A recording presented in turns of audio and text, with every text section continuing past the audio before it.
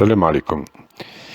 Alors, donc, on sait toutes et tous que l'Algérie est désormais en grand danger,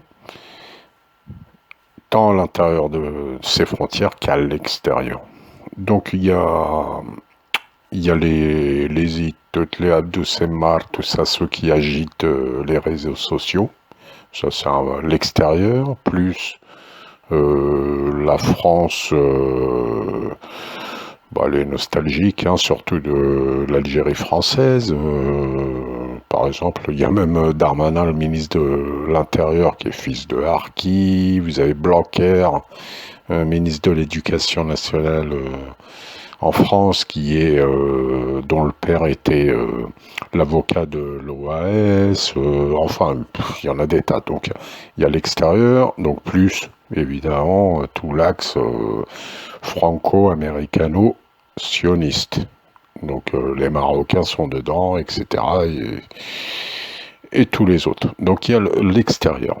Mais le pire pour nous, c'est pas l'extérieur. Le pire, c'est l'intérieur. Et c'est de cela que je veux parler surtout aujourd'hui.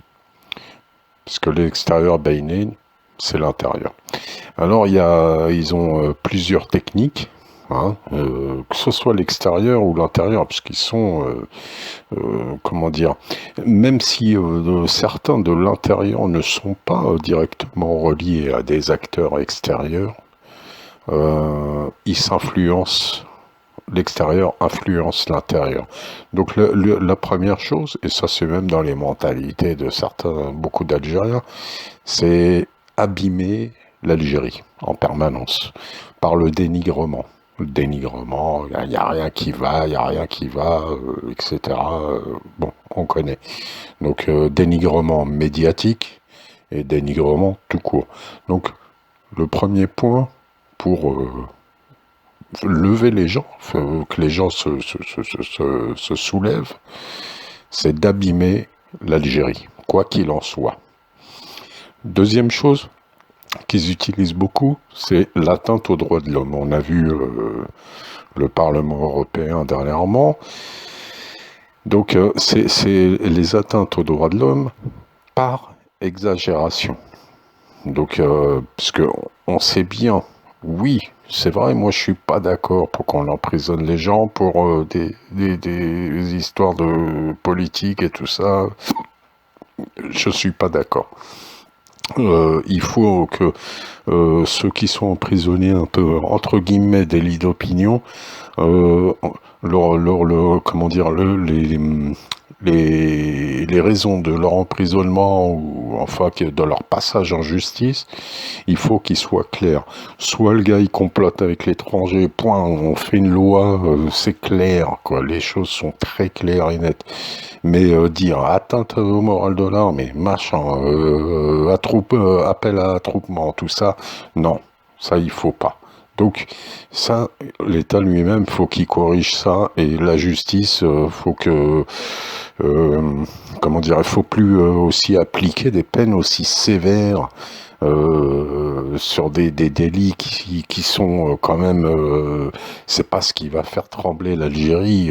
Quelques gars qui militent contre un petit peu politiquement contre la sécurité, tout ça, mais qui militent par qui agitent un petit peu politiquement l'Algérie, mais voilà, franchement, je suis contre leur emprisonnement. Faut leur mettre des peines avec sursis, des amendes, éventuellement, tout ça, mais faut arrêter, parce que eux, ils en jouent, que ce soit l'extérieur ou l'intérieur. Hein. Quand vous les écoutez, même ceux de l'intérieur, on dirait on vit dans la pire des dictatures. Hein, bref, je ne vais pas m'étaler là-dessus, vous savez très bien de quoi je parle.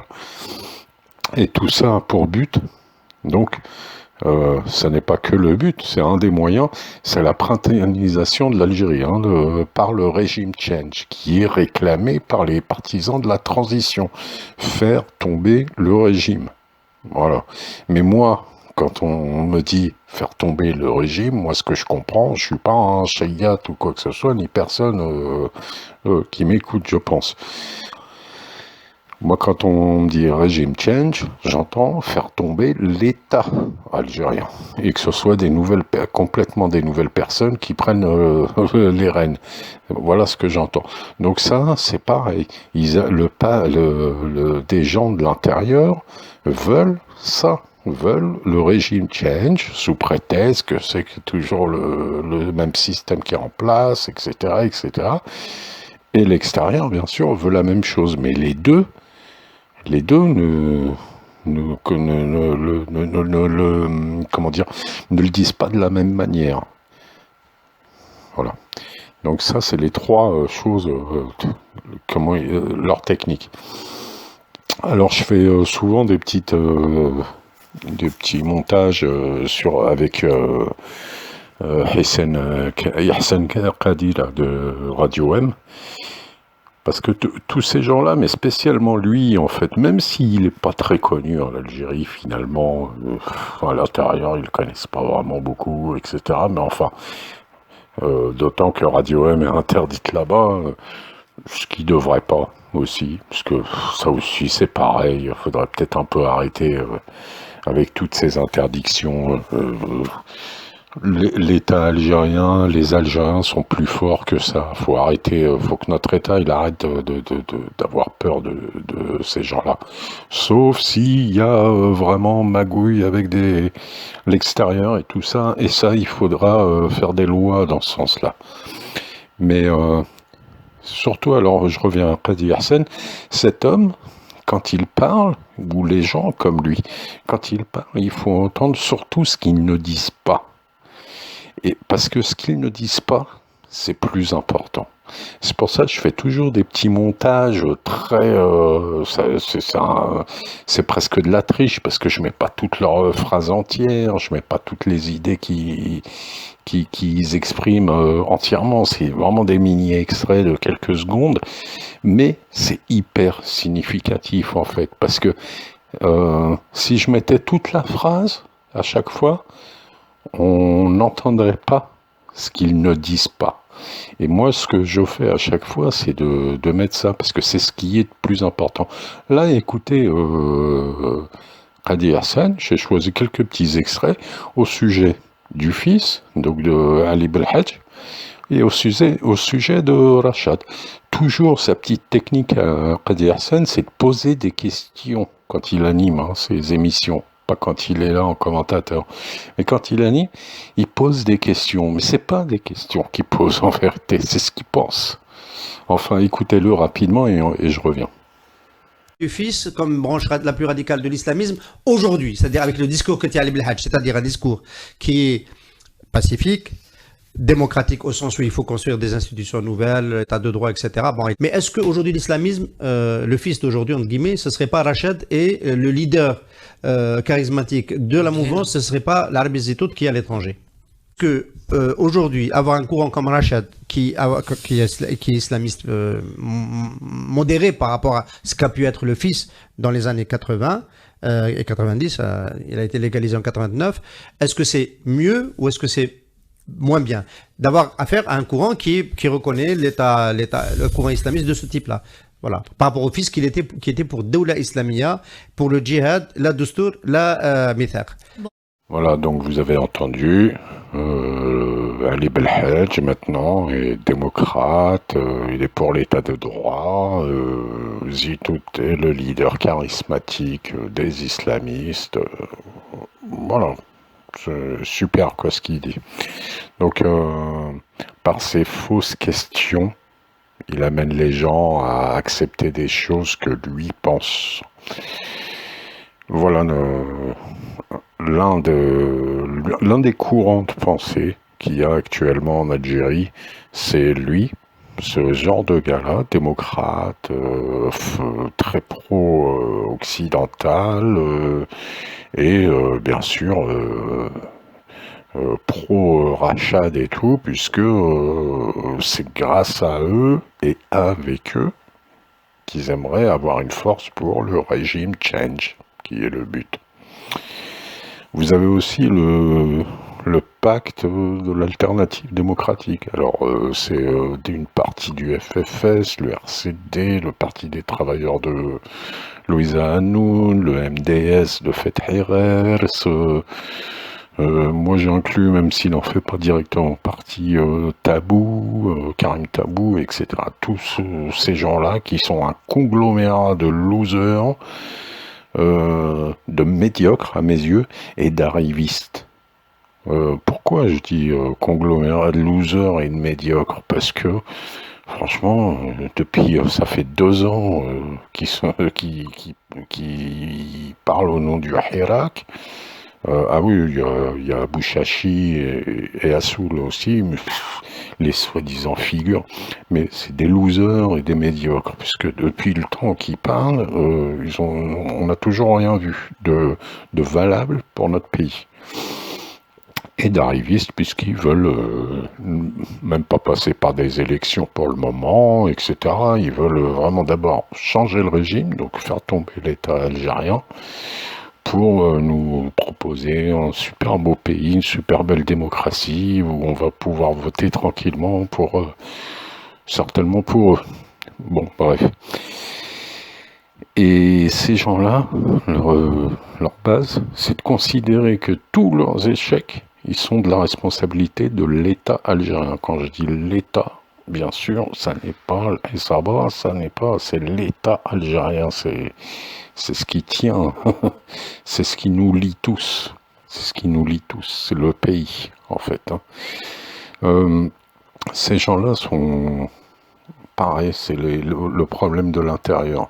Vous avez les Qadi Hassan, le PAD, tout ce conglomérat, tous ces gens-là sont vraiment à combattre, non pas en leur interdisant de parler, de s'exprimer, non pas en les mettant en prison ou quoi que ce soit, s'il ne faut absolument pas.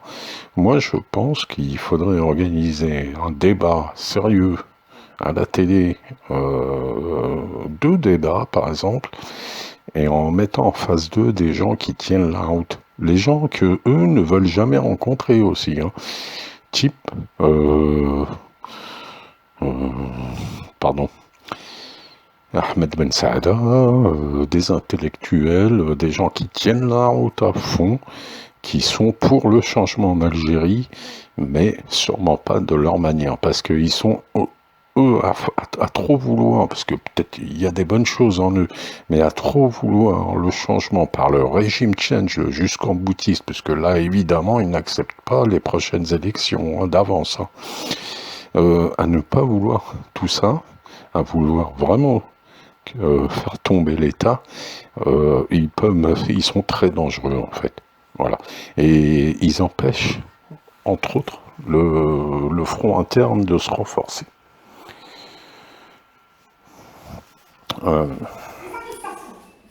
et condamnation arbitraires sont en effet le moyen le plus redoutable opposé à l'exercice des libertés individuelles et collectives, dans le but d'interdire tout débat public structurant et, de ce fait, empêcher l'émergence de solutions autonomes et démocratiques.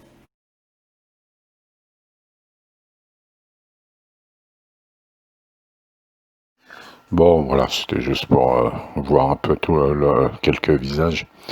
Le PAD, donc, qui est donc, comme je vous disais juste avant, un problème pour le front interne.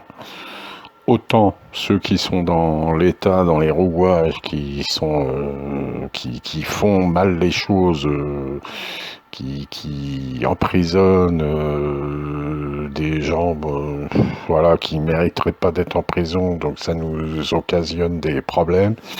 Autant ceux qui sabotent encore dans l'État l'avancée paisible et le débat. Donc ceux qui sabotent et ceux-là là, du PAD, tous, ils participent à l'offensive de l'empire américano-franco-sioniste qui est en train de se mettre en place actuellement et qui bat son plein. Voilà. C'est donc, à mon avis, il faut vraiment se tourner vers l'intérieur maintenant. L'extérieur, on le sait, il faut le combattre. Il y a des gens pour ça aussi, tout ça c'est bien, mais il faut aussi qu'il y ait beaucoup de gens qui se mettent à vraiment combattre ces gens-là. Par l'intelligence, par d'autres propositions plus fortes,